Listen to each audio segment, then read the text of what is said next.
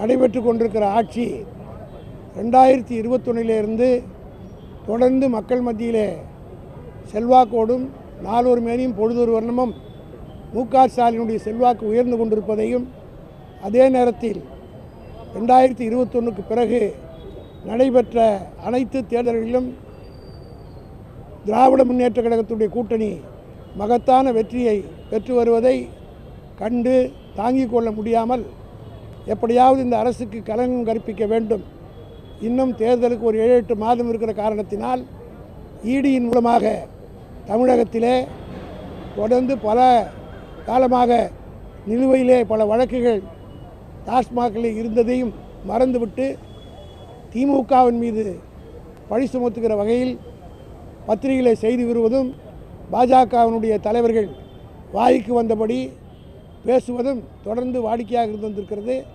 அதற்கெல்லாம் ஒரு சம்மட்டி அடி கொடுப்பதைப் போல இன்றைக்கு உச்சநீதிமன்றம் இதற்கு தடை விதித்திருப்பது தமிழக மக்களுடைய உணர்வுகளை பதித்து மட்டுமல்ல, ஈடியினுடைய அக்கப்போர்களுக்கு ஒரு முடிவும் கட்டியிருக்கிறது. ஆக இந்த தீர்ப்பை திராவிட முன்னேற்றக் கழகம் வரவேற்கிறது. சார், குறிப்பாக இதுக்கு முன்பாக சொல்லியிருக்கீங்க, இது உள்நோக்கத்தோடு தான் அந்த போன்ற ரைடுகள்லாம் நடந்துகிட்டு இருக்கு அப்படின்னு சொல்லி. அப்படியான நிலையில் ஒரு நீதிமன்றம் இந்த நிலைப்பாடு எடுக்கணும், அரசியல் நிலைப்பாட்டுக்கும் நீதிமன்றத்தில் தெரிவித்திருப்பது எப்படி பார்க்குறோம்?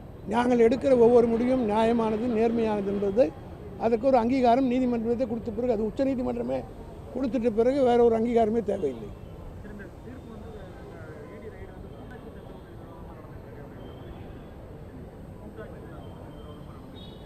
பல்வேறு மொத்த தீர்ப்பையும் நான் பார்க்கவில்லை. கடுமையான கண்டனம் கூட தெரிவித்திருப்பதாக சொல்கிறார்கள். ஆகவே இதற்கு பிறகாவது ஒன்றிய அரசு ஈடியை தவறாக பயன்படுத்துவதற்கு விட்டுவிட்டு அந்த அதிகாரிகள் எப்படிப்பட்டவர்கள் என்பதை நீங்களாம் பார்க்கலாம். கேரளாவில் 2 கோடி ரூபாய் ஒரு ஈடி அதிகாரி லஞ்சம், அதாவது பிளாக்மெயில் பண்ணுற ஒரு நிறுவனமாக ஈடி ஆகிவிட்டு, தமிழ்நாட்டிலேயே ஒரு டாக்டர் இடத்துல திண்டுக்கல்லில் லஞ்சம் கேட்டு அந்த அதிகாரிகள் கையும் களமாக பிடிப்பட்டதெல்லாம் இருக்குது.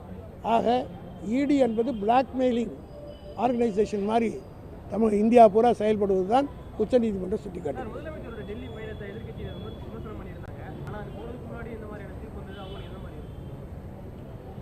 அவங்களுக்கெல்லாம் வயிற்றுச்சல்